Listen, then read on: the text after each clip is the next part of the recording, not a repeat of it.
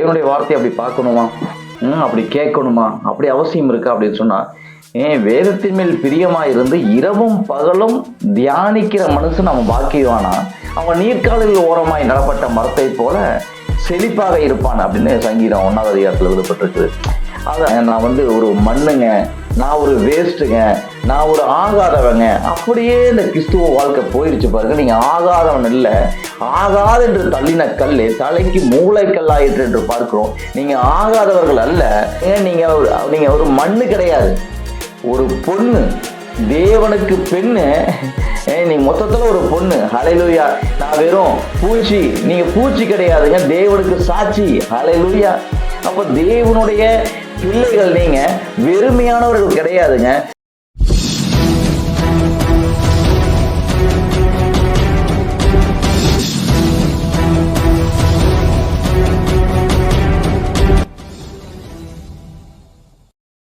Price Lord. The great life family சார்பாக உங்களை அன்புடன் வரவேற்கிறேன். வாங்க தேவனுடைய வார்த்தையை பார்க்கலாம். தேவனுடைய வார்த்தை அப்படிங்கிறது உங்களை வாழ வைக்கும். தேவனுடைய வார்த்தையை அப்படி பார்க்கணுமா, அப்படி கேட்கணுமா, அப்படி அவசியம் இருக்கா அப்படின்னு சொன்னா, வேதத்தின் மேல் பிரியமா இருந்து இரவும் பகலும் தியானிக்கிற மனுஷன் அவன் பாக்கியவானா, அவன் நீர்க்காலில் ஓரமாய் நடப்பட்ட மரத்தை போல செழிப்பாக இருப்பான் அப்படின்னு சங்கீதம் 1ஆவது அதிகாரத்தில் எழுதப்பட்டிருக்குது.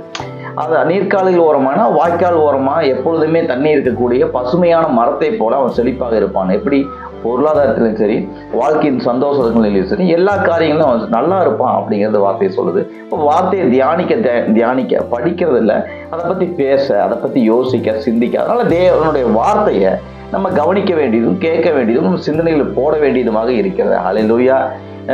யோசுவாட்ட தேவன் சொல்றாரு, இந்த நியாயப்பிரமாண புஸ்தகத்தில் உள்ளதெல்லாம் உன் வாயை விட்டு பிரியாதிருப்பதாக அப்படின்னு சொல்றாரு, கடவுள் சொல்றாரு. அப்ப ஏன் அப்படின்னா, அவன் வழிகள் எல்லாம் நீ அந்த வார்த்தைகளை நீ உன்னுடைய வாயில பேசிட்டே இருக்கும் பொழுது உன் வழிகளை எல்லாம் நீ வாய்க்க பண்ணிடுவ. எவ்வளவு தூரம் கஷ்டங்கள் போராட்டங்கள் இருந்தாலும் அதை நீ மேற்கொண்டுருவ அப்படின்னு கடவுள் சொல்றாரு. அப்ப தேவனுடைய வார்த்தை அவ்வளவு முக்கியமா இருக்குது. தேவனுடைய வார்த்தை அப்படிங்கிறது ஆதியிலே வார்த்தை இருந்தது, அந்த வார்த்தை தேவனிடத்தில் இருந்தது.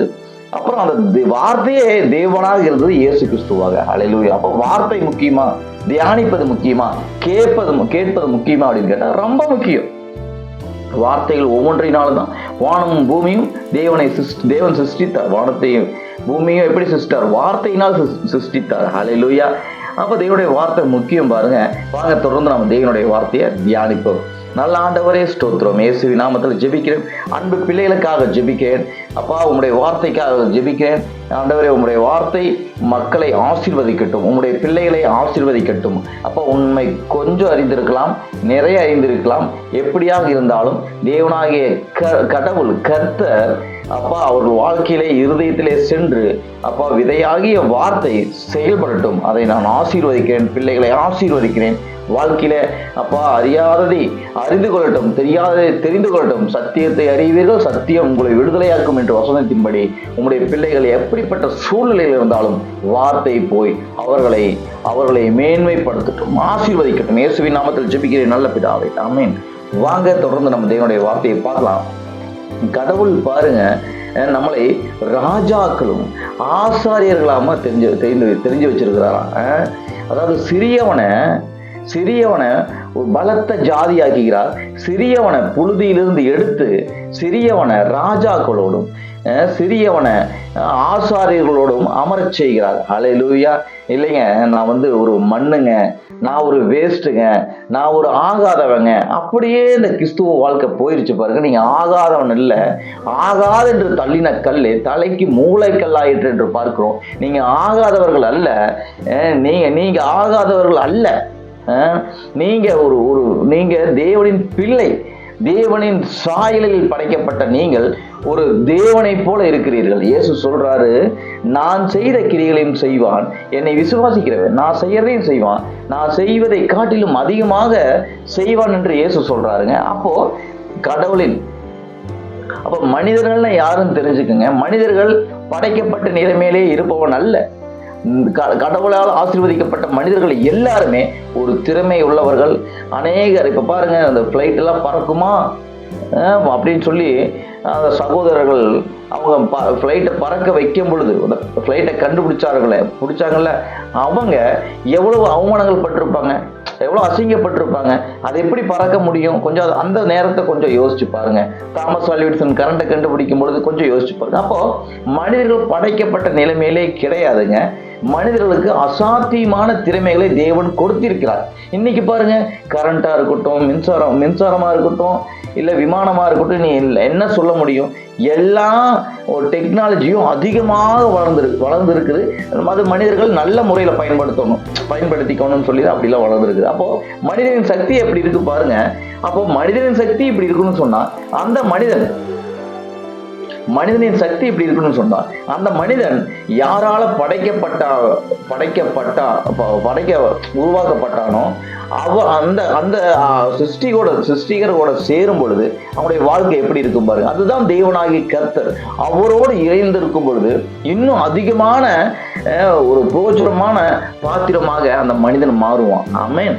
பாருங்க, தேவன் உங்களை பார்த்து இன்னைக்கு சொல்றது என்ன அப்படின்னு சொன்னா, உங்க வாழ்க்கையில வர பிரச்சனைகள், போராட்டங்கள், சூழ்நிலைகள், இதெல்லாம் நான் எப்படி முறியடிப்பேன், நான் எப்படி இதை செய்வேன், நான் எப்படி இதை தாண்டி போவேன் அப்படிங்கிற சூழ்நிலையில் இருக்கலாம். இல்லை கடன் பிரச்சனைங்க, பிள்ளைகளை படிக்க வைக்க முடியலைங்க, இல்லை எனக்கு வேலை இல்லைங்க, பிஸ்னஸ்ல இப்படி இருக்குதுங்க, என் ஊழியத்தில் இப்படி இருக்குதுங்க அப்படின்னு சொல்றவங்களுக்கு கடவுள் சொல்றார். என்ன சொல்றாரு அப்படின்னா, இந்த யுத்தம் உங்களுடையது அல்ல, இது தேவனுடையது. ஏன் அப்படின்னா, தேவன் தான் உங்க வாழ்க்கையை அவர் கரத்துல வச்சிருக்கிறார். தேவன் தான் உங்களை நடத்தி கொண்டிருக்கிறார். நீங்களும் தேவனும் ஒன்றாக இருக்கிறீர்கள். யாரு திராட்சை செடியில தேவன் திராட்சை செடியாக இருக்கிறார், கொடியாகிய நாம அதில் நிலைத்திருக்கும் பொழுது அதிக கனி கொடுப்போம் அப்படின்னு யோவான்ல பாக்குறோம் பாருங்க. அப்போ தேவனிடத்தில் இருக்கிற நீங்க ஒரு பூச்சி, ஒரு புழு, மண்ணு அப்படி கிடையாது. உங்களுக்காக தேவனே இறங்கி வந்திருக்கிறார். உங்களுக்காக அவரே யுத்தம் பண்ணுவார். ஆமென். இல்லைங்க, நான் ஒரு ஆகாதவங்க, நானெல்லாம் ஜெபம் பண்ணும் போதே இப்படி பண்றது. ஆண்டவரே, நான் உங்க கண்ணுக்கு முன்னாடி இப்படிப்பா, நான் மண்ணுப்பா, ஒண்ணும் இல்லப்பா. ஏங்க, நீங்க ஒரு மண்ணு கிடையாது, ஒரு பொண்ணு, தேவனுக்கு பெண்ணு. நீங்க மொத்தத்துல ஒரு பொண்ணு. ஹல்லேலூயா. நான் வெறும் பூச்சி, நீங்க பூச்சி கிடையாதுங்க, தேவனுக்கு சாட்சி. ஹல்லேலூயா. அப்ப தேவனுடைய பிள்ளைகள், நீங்க வெறுமையானவர்கள் கிடையாதுங்க. அதாவது நிறைவானது வரும்போது குறைவானது ஒளிந்து போகும். நிறைவான தேவனுடைய வார்த்தை இது உள்ள போடுங்க. உங்க கஷ்டங்களையும் சூழ்நிலையும் பார்த்து சோர்ந்து போகாதீங்க. உங்களை பார்க்கும் பொழுது தேவன் வெளிப்படணும், தேவனின் மகிமை வெளிப்படணும் பாருங்க. ஆமென். இல்ல நான் என்னால என்ன முடியும், என்னால என்ன செய்ய முடியும், இப்படி நினைக்காதீங்க. ஏங்க, ஒரு ராமேஸ்வரத்துல பிறந்த ஒரு மனிதன் ஒரு குடியரசுத் தலைவர் ஆக முடியும்னு சொன்னா, ஒரு மேன்மையாக சாதிக்க முடியும்னு சொன்னா பாருங்க, அப்துல் கலாம் அப்படி பண்ணி இருக்கிறாரு இல்லையா? அப்போ நம்ம என்ன சொல்ல வரோம்னா, மனிதனால் முடியாது எதுவும் இல்லை, மனிதனால் எல்லாம் முடியும். ஏன்னா அவன் தேவனால் சிருஷ்டிக்கப்பட்டிருக்கிறான். இல்லைங்க, இவங்கெல்லாம் கடவுளை நம்பல, நான் அதை பத்தி சொல்லல. ஓகே, கடவுளை நம்பாதவங்களா இருந்தாலுமே அப்படிப்பட்ட உயரத்துக்கு போகும்பொழுது கடவுளையே நம்பி இருக்கிற நீங்க அதை காட்டிலும் இல்ல, நீங்க நினைப்பதற்கும் வேண்டுவதற்கும் அதிகமாக கிரியை செய்கிற தேவன் உங்களை உயர்த்தாம இருப்பாரா? ஆமென். தவறா ஏதாவது சொல்லிக்கிட்டு இருக்கிறோமா? நீ பயப்படாத, நான் உனக்கு கேடகமும் மகா பெரிய பலனுமா இருக்கிறேன்னு கடவுள் சொல்றாருங்க. பாருங்க, கடவுளோட இணைந்து இருக்கணும், கடவுளோட பயணம் பண்ணணும், கடவுளை புரிந்து கொள்ளணும். இயேசுவானவர் சொல்றாருங்க, உங்களை பாருங்க, இயேசு செய்த அற்புதம் தொட்டுதான் அற்புதம் செய்தார். வஸ்திரத்தை தொட்டுதான் அற்புதம் நடந்துச்சு அதிகபட்சமா. ஆனா பேதுரு நினைக்கிறான், அவன் நிழல்பட்டு சுகமானார்கள். அப்ப இயேசு எப்படி உங்களை பார்க்கிறாருன்னு பாருங்க. நீங்க ஒரு கண்ணாடி போட்டு உங்களை பார்க்காதீங்க, கடவுள் உங்களை எப்படி பார்க்கிறாரு அப்படின்னா மேன்மையாக பார்க்கிறார். நான் சாம்பலுங்க, ஆமாங்க, சாம்பலத்தாங்க சிங்காரம் ஆக்குகிறார், அவரு தாங்க கடவுள். இல்லைங்க, எனக்கு இப்படி தடைகள் இருக்குதுன்னா உங்க கால்கள் மான் கால்களை போல ஆகும். நீங்க தடைகளை தாண்டி ஓடுவீர்கள். மோட்டிவேஷன் பண்றோமா? கிடையாது. தேவனுடைய வார்த்தையை போதிக்கிறோம். தேவனுடைய வார்த்தை என்ன சொல்லுதோ அதை பத்தி பேசிட்டு இருக்கிறோங்க. தேங்க்யூ. இந்த தேவனுடைய வார்த்தை உங்களுக்கு பிடிச்சிருந்ததுன்னா லைக் பண்ணிக்கங்க. உங்களுடைய கருத்துக்களை இருந்தால் கமெண்ட் பண்ணுங்க. மற்றவர்களுக்கு பிரோஜனமா இருக்கணும் அப்படின்னு நினைச்சீங்க ஷேர் பண்ணிங்க, சப்ஸ்கிரைப் பண்ணி வச்சுங்க. தொடர்ந்து நம்ம போற தேவனுடைய வார்த்தை உங்களை சேரும். தேங்க்யூ.